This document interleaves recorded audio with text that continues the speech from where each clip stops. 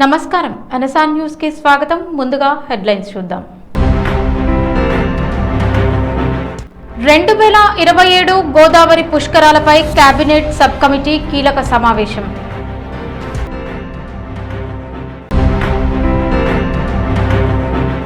వరంగల్లో mills colony పరిధిలో police club mega cordon search. 43 బైకులు, 14 గూడ్స్ ఆటోలు, 4 కార్లు సీజ్.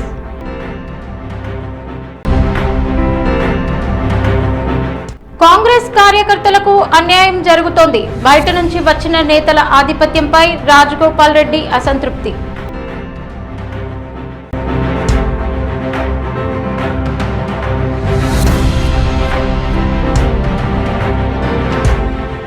గోదావరి పుష్కరాలు 2027ను ఘనంగా నిర్వహించేందుకు తెలంగాణ ప్రభుత్వం కసరత్తు ప్రారంభించింది. పుష్కరాల ఏర్పాట్లపై కేబినెట్ సబ్ కమిటీ కీలక సమావేశం నిర్వహించింది. Cabinet sub committee chairman, IT పరిశ్రమలు, వాణిజ్యం, శాసన వ్యవహారాల శాఖ మంత్రి డి శ్రీధర్ బాబు అధ్యక్షతన ఈ సమావేశం జరిగింది. సమావేశంలో మంత్రులు కొండా సురేఖ, పొంగులేటి శ్రీనివాసరెడ్డి, తుమ్మల నాగేశ్వరరావు, పొన్నం ప్రభాకర్, వివేక్ వెంకటస్వామి, అడ్లూరి లక్ష్మణ్, సీతక్క, ప్రభుత్వ సలహాదారు సుదర్శన్ రెడ్డి, వివిధ శాఖల ఉన్నతాధికారులు పాల్గొన్నారు.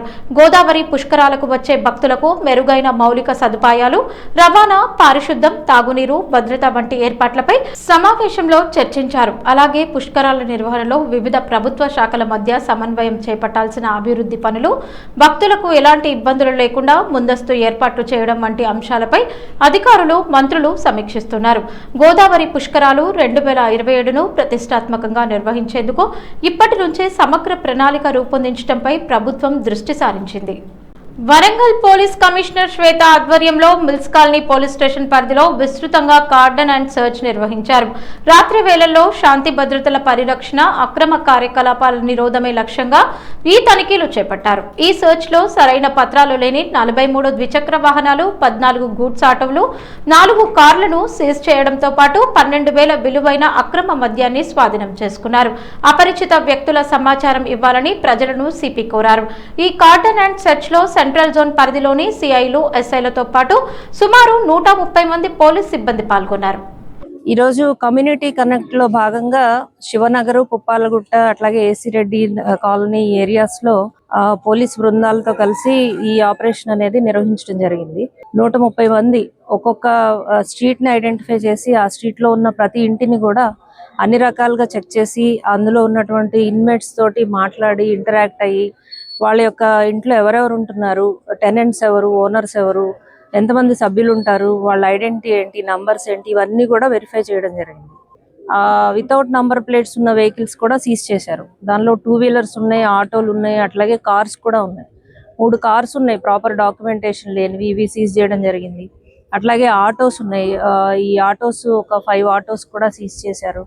అట్లాగే 50 2 వీలర్స్ కూడా సీజ్ చేయడం జరిగింది. వీటన్నిటిని కూడా ప్రాపర్ వెరిఫికేషన్ చేసి ప్రజలకి అవగాహన కల్పించి ప్రాపర్గా లీగల్ యాక్షన్ అనేది తీసుకోవడం జరుగుతుంది. ఈ గంజాయి ఇలాంటివి, లేకపోతే ఇంకా ఎక్కడైనా బెల్ట్ షాప్స్ ఇలాంటివి రన్ చేయడం, ఇలాంటి యాక్టివిటీస్ ఉంటే ప్రజలని పోలీస్కి ఇన్ఫార్మ్ చేయమని చెప్పేసి వాళ్ళకి అవగాహన కల్పించడం కూడా జరిగింది. 1908 టోల్ ఫ్రీ నంబర్కి కాల్ చేసి ఎప్పుడైనా సరే ఇన్ఫర్మేషన్ ఇవ్వచ్చు. వాళ్ళ యొక్క డీటెయిల్స్ అన్ని కూడా గోప్యంగా ఉంచుతామని చెప్పేసి ప్రజలకి చెప్పడం కూడా జరిగింది. చౌటుప్పల్లో మునుగోడు ఎమ్మెల్యే కోమటిరెడ్డి రాజగోపాల్ రెడ్డి చేసిన వ్యాఖ్యలు రాజకీయంగా చర్చనీయాంశంగా మారాయి.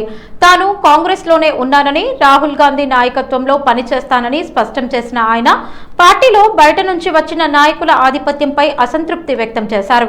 యాదాద్రి భువనగిరి జిల్లా చౌటుప్పల్లో సీతారామచంద్రస్వామి దేవాలయ ప్రమాణ స్వీకార కార్యక్రమంలో కోమటిరెడ్డి రాజగోపాల్ రెడ్డి ముఖ్య అతిథిగా పాల్గొన్నారు. అనంతరం మీడియాతో మాట్లాడుతూ తాను కాంగ్రెస్ పార్టీని కానీ ప్రభుత్వాన్ని కానీ విమర్శించడం లేదని స్పష్టం చేశారు. అయితే ఇతర పార్టీల నుంచి కాంగ్రెస్ లోకి వచ్చిన నాయకుల ఆధిపత్యం పెరగడంతో పార్టీ కోసం పనిచేసిన నిజమైన కాంగ్రెస్ కార్యకర్తలకు అన్యాయం జరుగుతోందని అన్నారు. తెలంగాణ ఉద్యమకారులు, కాంగ్రెస్ నాయకులు, కార్యకర్తలకు తగిన గౌరవం దక్కాలని కోరారు.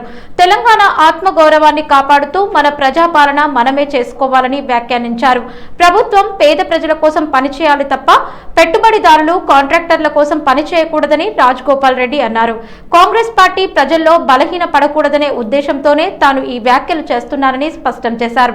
రాహుల్ గాంధీ నాయకత్వంలో కాంగ్రెస్ పార్టీ మరింత బలంగా ముందుకు సాగాలని ఆకాంక్షించారు. ఇప్పటికే ఉన్న కాంగ్రెస్ కార్యకర్తలను ఇతర పార్టీల నుంచి వచ్చిన నాయకులను అణచివేయడం సరికాదని, పార్టీ కోసం కష్టపడిన వారికి అన్యాయం చేయవద్దని రాజగోపాల్ రెడ్డి కోరారు. కాంగ్రెస్ పార్టీనే ఉన్నా, రాహుల్ గాంధీ గారి నాయకత్వంలో కాంగ్రెస్ పార్టీనే ఉంటా, ఎక్కడ కూడా కాంగ్రెస్ పార్టీని ఎవరిని మన ప్రభుత్వాన్ని విమర్శించలేదు. కాకపోతే ఒకటి ఏంటంటే కాంగ్రెస్ పార్టీలో బయట నుంచి వచ్చిన వ్యక్తుల ఆధిపత్యం ఎక్కువై నిజమైన కాంగ్రెస్ పార్టీ నాయకులు కార్యకర్తలకు అన్యాయం జరుగుతుంది అనేది నా భావన. రెండోది, నిజంగా కాంగ్రెస్ పార్టీ ప్రజాపాలన వచ్చింది కదా, ప్రజాపాలన వచ్చినప్పుడు తెలంగాణ ఉద్యమకారులను కానీ కాంగ్రెస్ పార్టీ నాయకులను కానీ మొదటి నుంచి వచ్చిన వాళ్ళకు కూడా గౌరవం దక్కాలనేది ఈ ప్రభుత్వంలో వాళ్ళకు కూడా సముచిత గౌరవం కల్పించాలని చెప్పి నా భావన. మూడవది, ఇప్పుడు కూడా సీమాంధ్ర మీడియా చెప్పు చేతల్లో మన తెలంగాణ కాంగ్రెస్ పార్టీ కానీ గవర్నమెంట్ కానీ నడపొద్దని, మన తెలంగాణ ఉద్యమం నడిచిందే తెలంగాణ ప్రజల ఆత్మగౌరవం కోసం. అదే ఆత్మగౌరవాన్ని నిలుపుకునేలా మన ప్రజాపాలన చేసుకోవాలని, ఆంధ్ర పాలకులకు వాళ్ళ చెప్పు చేతుల్లో మన ప్రభుత్వం ఉండకుండా పేదరికంలో మన ప్రజలకు మనకు సేవ చేయాలి తప్పితే వాళ్ళ పెట్టుబడిదారులకు కాంట్రాక్టర్ల కోసం ఈ ప్రభుత్వం పనిచేయొద్దు అనేది నా భావన. అంటే ఒక మంచి ఉద్దేశంతో కాంగ్రెస్ పార్టీ ఎక్కడ ప్రజలలో బలహీన పడుతుందన్న ఉద్దేశంతో ఒక కాంగ్రెస్ పార్టీ సైనికుడిగా ఎంతో మందికి అన్యాయం జరుగుతుందన్న భావన ఉన్నది కాబట్టి ఇతర పార్టీ నుంచి వచ్చిండ్రు, తప్పులేదు, వస్తే కాంగ్రెస్ పార్టీ బలోపేతం అవుతుంది. కానీ కాంగ్రెస్ పార్టీకి వచ్చి కాంగ్రెస్ పార్టీలో ఉన్నోళ్ళనే అంచివేస్తాము, అగౌరవపరుస్తాము, అవమానిస్తాం అంటే అది మంచి పద్ధతి కాదు అని చెప్పిన. అమెరికా అధ్యక్షుడు డొనాల్డ్ ట్రంప్ విధానాలను, ఆయన వైఖరిని ప్రధానమంత్రి నరేంద్ర మోదీ ప్రశ్నించలేకపోతున్నారని సిపిఐ రాష్ట్ర కార్యదర్శి కూనంనేని సాంబశివరావు విమర్శించారు. కేంద్ర ప్రభుత్వ ప్రజా వ్యతిరేక విధానాలను నిరసిస్తూ మహబూబాబాద్ జిల్లా కేంద్రంలో సిపిఐ శ్రేణులు భారీ ర్యాలీ నిర్వహించి అనంతరం నిర్వహించిన ప్రజా చైతన్య ప్రచార యాత్ర ముగింపు సభలో ఆయన పాల్గొని మాట్లాడుతూ ఆగస్టు 6 నుంచి 14వ తేదీ వరకు జిల్లా వ్యాప్తంగా సిపిఐ ఆధ్వర్యంలో ప్రజా చైతన్య ప్రచార యాత్రలు నిర్వహించామన్నారు. కేంద్ర ప్రభుత్వ విధానాలపై తీవ్ర విమర్శలు చేశారు. నిత్యావసర వస్తువుల ధరల పెరుగుదల, నిరుద్యోగ సమస్య, ప్రభుత్వ రంగ సంస్థల ప్రైవేటీకరణతో పాటు రైతులు, కార్మికులు, పేదలు ఎదుర్కొంటున్న సమస్యలపై ప్రజలకు అవగాహన కల్పించడమే ప్రచార యాత్ర ప్రధాన ఉద్దేశమని తెలిపారు. బీజేపీ పాలనలో దేవుడి పేరుతో రాజకీయాలు చేస్తున్నారని, అయితే పవిత్ర ఆలయాల్లో భక్తులు సమర్పించే కానుకలను కూడా కాపాడటంలో పాలకులు విఫలమవుతున్నారని కూనంనేని ఆరోపించారు. సంక్షేమ పథకాల అమలులో జరుగుతున్న లోపాలను ప్రజలకు వివరించామని తెలిపారు. అన్ని వర్గాల ప్రజలను మోసం చేసిన కేంద్ర ప్రభుత్వాన్ని గద్దెదించే వరకు దేశవ్యాప్తంగా పోరాటాలను మరింత ఉధృతం చేస్తామని స్పష్టం చేశారు. కేంద్ర ప్రభుత్వం పనికి ఆహార పథకాన్ని నీరుగార్చే ప్రయత్నం చేస్తోందని ఆయన ఆరోపించారు. నరేంద్ర మోడీ గారు శ్రీరాముని పేరుతోనూ, అయోధ్య పేరుతోనూ, హిందూ మతం పేరుతోనూ తను ముందుకెళ్లాలని ఇన్ని రోజులు గడుపుకొచ్చి ప్రజల సమస్య పరిష్కారం కాకుండా అదానీ అంబానీలకి వాళ్ళకి ఊడికం చేసే పద్ధతుల్లో చేశాడు. అక్కడేమో ట్రంప్ ఏది చెప్తే ట్రంప్ ఏ మాట అన్నా సరే ఒక్క మాట కూడా ఎదురు చెప్పి ఇది మా భారతదేశ సార్వభౌమత్వం, మా భారతదేశ ప్రజల గౌరవం, ఆత్మాభిమానం ఇందులో ఉన్నాయని చెప్పి ఒక్క మాట కూడా అతను ఎన్ని అవమానాలు చేసినా, విద్యార్థులు బేడీలు వేసినా, ఇంకే పని చేసి మన విద్యార్థులను వెనక్కి పంపించినా ఒక్క మాట మాట్లాడని భయంతో ఇవాళ ట్రంప్ అంటే భయంతో నరేంద్ర మోడీ గారు ఉన్నారు. ఈ అన్నిటి నేపథ్యంలో దీన్ని ఎట్లా నెట్టుకొస్తున్నాడంటే దేవుడి పేరుతో నెట్టుకొచ్చాడు. ఇన్ని రోజులు భారత కమ్యూనిస్ట్ పార్టీ వాళ్ళ దేశవ్యాప్తంగా పిలుపునిచ్చింది. ప్రధానంగా ఏమిటి, అసమానతలు ఎప్పుడు లేనంత పెరిగిపోయినాయి, కార్మికులకు హక్కులు లేవు, విద్యార్థులకి వాళ్ళ చదువుకి వాళ్ళ మేధస్సుకి భద్రత లేదు, చదువుకున్న వాళ్ళు వాళ్ళ భౌతవ్యాన్ని గాలిలో పెడుతున్నారు, నిరుద్యోగులకు ఉద్యోగాలు లేవు, మహిళలకు రక్షణ లేదు ఈ దేశంలో, రైతులకు గిట్టుబాటు ధర లేదు. అక్కడేమో నరేంద్ర మోడీ గారి ప్రభుత్వం దిగిపోవాలని అంటున్నాం, ఇక్కడేమో రేవంత్ రెడ్డి గారి ప్రభుత్వం దిగిపోవాలని మేమేం అంటలేదు, మీరు ఉండాలని కోరుకుంటున్నాం. ఎందుకంటే ఆ బీజేపీకి వ్యతిరేకంగానే మేము మీకు మద్దతు ఇచ్చాం. భూపాల్పల్లి మున్సిపాలిటీలో 152 మంది కార్మికుల వేతనాల కోతపై బీఆర్ఎస్ మాజీ ఎమ్మెల్యే గండ్ర వెంకటరమణారెడ్డి ఆగ్రహం వ్యక్తం చేశారు. కార్మికులకు పాత పద్ధతిలోనే పూర్తి వేతనాలు చెల్లించాలని డిమాండ్ చేశారు. భూపాల్పల్లి మున్సిపాలిటీలో పనిచేస్తున్న 152 మంది కార్మికుల వేతనాలను తగ్గించే చర్యలను మాజీ ఎమ్మెల్యే గండ్ర వెంకటరమణారెడ్డి తీవ్రంగా ఖండించారు. జీవో నెంబర్ 69 ప్రకారం వేతనాలు తగ్గించాలని ఆదేశాలు వచ్చినప్పటికీ కార్మికుల ప్రయోజనాలను దృష్టిలో ఉంచుకొని మున్సిపల్ మున్సిపల్ కౌన్సిల్ సమావేశంలో పాత పద్ధతిలోనే పూర్తి వేతనాలు చెల్లించాలని ఏకగ్రీవంగా తీర్మానించారని తెలిపారు.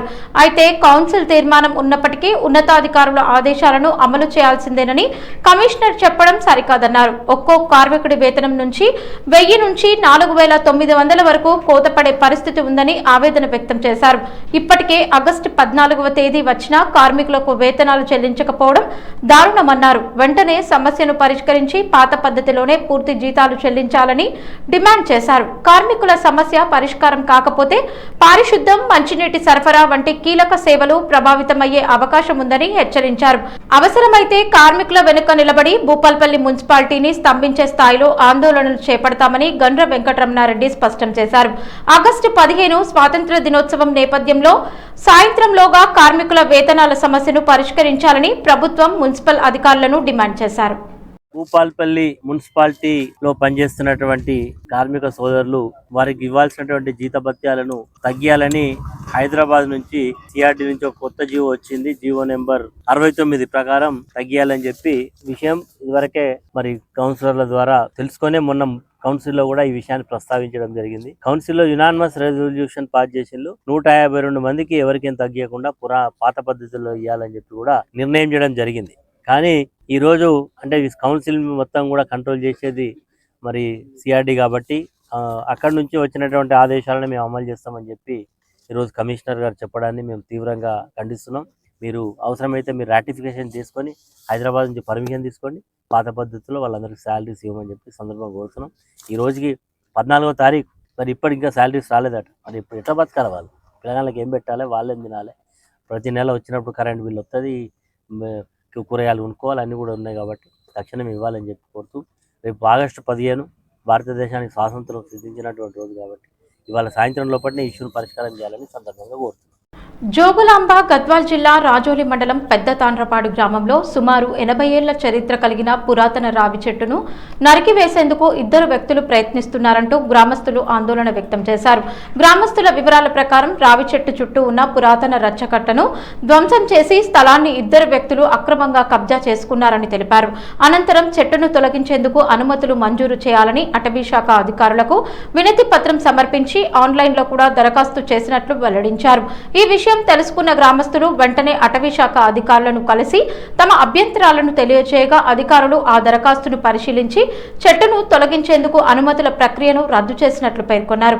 అయితే ఇటీవల మళ్లీ రావి చెట్టును నరికేందుకు ప్రయత్నాలు జరుగుతున్నాయని గ్రామస్తులు ఆరోపించారు. ఈ ప్రయత్నాన్ని గ్రామస్తులు అడ్డుకొని చెట్టును కాపాడేందుకు ఐక్యంగా నిలిచారు. గ్రామస్తులు మాట్లాడుతూ ఈ రావి చెట్టు గ్రామ చరిత్ర, సంస్కృతి, పర్యావరణానికి ప్రతీకగా నిలిచిందని, దాదాపు 80 ఏళ్లుగా గ్రామానికి నీడనిస్తూ అనేక తరాలకు ఉపయోగపడుతోందని తెలిపారు. ఇటువంటి విలువైన వృక్షాన్ని నరికివేస్తే పర్యావరణ సమతుల్యతను, గ్రామ వారసత్వానికి తీవ్ర నష్టం జరుగుతుందని ఆందోళన వ్యక్తం చేశారు. రావి చెట్టును ఎట్టి పరిస్థితుల్లోనూ నరికేందుకు అనుమతించబోమని గ్రామస్తులు స్పష్టం చేశారు. చెట్టును శాశ్వతంగా రక్షించడంతో పాటు ధ్వంసమైన రచ్చకట్టను పునర్నిర్మించి ఆక్రమణలపై సమగ్ర విచారణ చేపట్టి బాధ్యులపై చట్టపరమైన చర్యలు తీసుకోవాలని జిల్లా యంత్రాంగం, అటవీ శాఖ అధికారులను గ్రామస్తులు కోరారు. మేము మా పెళ్ళిళ్ళు ఎప్పుడైనా మాకు రక్షణ కట్ట అది ఊరికల్లా సంబంధించినది పాలకొమ్మ. మా ఊరికి ఎంతమంది పెళ్ళిళ్ళు అయితే కూడా ఆ కట్ట ఆడకొచ్చి మేము పూజలు చేసి తీసుకొచ్చినాం పాలకొమ్మ. ఇప్పుడు ఈ రోజు వాళ్ళు కొట్టాలని ఆక్రమిస్తున్నారు. వాళ్ళు కట్ట ఉంది ఇంతకుముందు మేము కూడా తిరగలన్నాం. జంగమాయంగడ ఉంది, అప్పుడు ప్రభాకరాయంగడ ఉంది. ఆ యంగల్లో పోయి మా చిన్నతనంలో కూడా మేము కూడా తిరిగినాం. ఆ కట్ట చుట్టుముట్టు తిరిగినాం. దుర్గమ్మ పాలు వస్తే పాలు పోచుకోవడానికి పోతుంది మాము అంతా మాము. కాకపోతే ఇప్పుడు ఈరోజు చెట్టు తొలగించాలని చూస్తున్నారు. ఊర్లో అంత పెద్ద చెట్టు, మనం ఒక 75 సంవత్సరాల వయసు ఆ చెట్టుకి. అలాంటి చెట్టు మళ్ళీ మనం పుట్టాలంటే, మనం పెంచాలంటే అంత చెట్టు పెంచగలుగుతామా? పెంచలేము కదా సార్. అది ఊరికి ఉన్న గ్రామ కట్ట అది.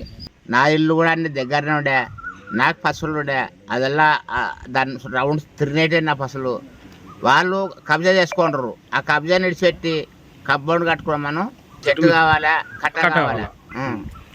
దుర్గమ్మ పాలు అమ్ముతుండే, అందరూ అమ్ముతుండ్రు, ఏలం బట్టలు వేస్తుండ్రి.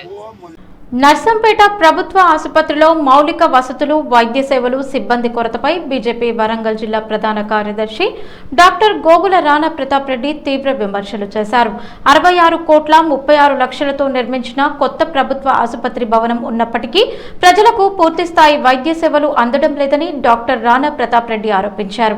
ఆసుపత్రిలో ఎక్స్రే, పూర్తిస్థాయి ల్యాబ్, ఐసీయూ, ఆపరేషన్ థియేటర్ సేవలు అందుబాటులోకి తీసుకురావాలని, 24 గంటల వైద్యులు, నర్సింగ్, టెక్నికల్ సిబ్బందిని నియమించాలని డిమాండ్ చేశారు. పాత ఎంసీహెచ్ ఆసుపత్రిలో కూడా నర్సింగ్, శానిటేషన్, సెక్యూరిటీ సిబ్బంది కొరత ఉందని, రక్త పరీక్షల్లో జాప్యం జరుగుతోందని విమర్శించారు. ఎక్స్రే సేవలు లేక ప్రజలు ప్రైవేట్ ఆసుపత్రులను ఆశ్రయించాల్సి వస్తోందన్నారు. అలాగే సీఎం రేవంత్ రెడ్డి ప్రకటించిన 140 కోట్ల నిధులు ఎక్కడున్నాయో ప్రభుత్వం స్పష్టం చేయాలని డిమాండ్ చేశారు. నర్సంపేట ఆసుపత్రిలో సమస్యలను వెంటనే పరిష్కరించకపోతే బీజేపీ ఆధ్వర్యంలో పెద్ద ఎత్తున ఆందోళన చేపడతామని డాక్టర్ గోగుల రాణా ప్రతాప్ రెడ్డి హెచ్చరించారు. మీరు వారం రోజుల లోపల ఈ రివ్యూ మీటింగ్లు పెట్టుకొని ఇక్కడ అక్కడ ఉన్న శానిటేషన్ డిపార్ట్మెంట్కి ఎంతమంది కావాలి, సెక్యూరిటీ ఎంతమంది కావాలి, ఆపరేషన్ థియేటర్ ఓపెన్ చేసి చిటికెనేలు ఇరుగుతే ఎక్స్రే మిషన్ ఎట్లా నర్సంపేట్ల అనేది మీరు ఆలోచన చేయండి. వారం రోజుల లోపల మీరు ఈ కార్యాచరణ తీసుకుని ఒక రివ్యూ మీటింగ్ తీసుకుంటారని చెప్పి మేము కోరుతున్నాము.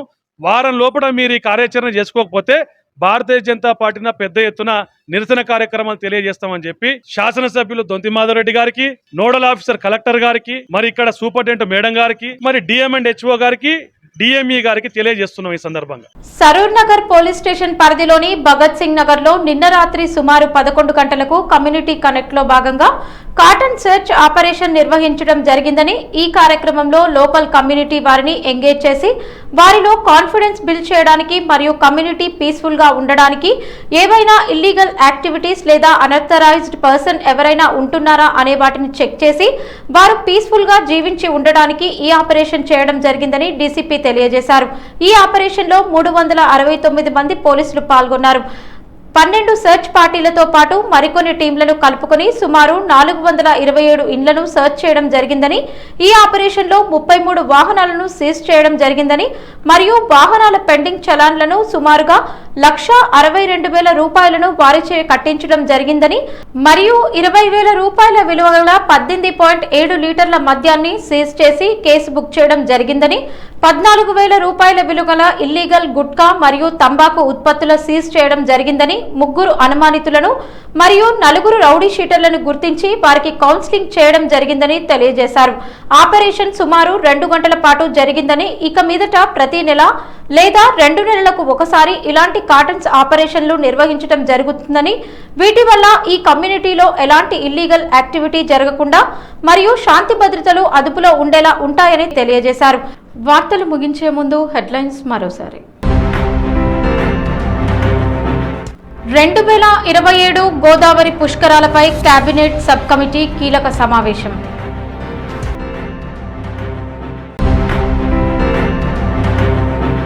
వరంగల్లో మిల్స్ కాలనీ పరిధిలో police club mega cordon search, 43 బైకులు, 14 గూడ్స్ ఆటోలు, 4 కార్లు సీజ్.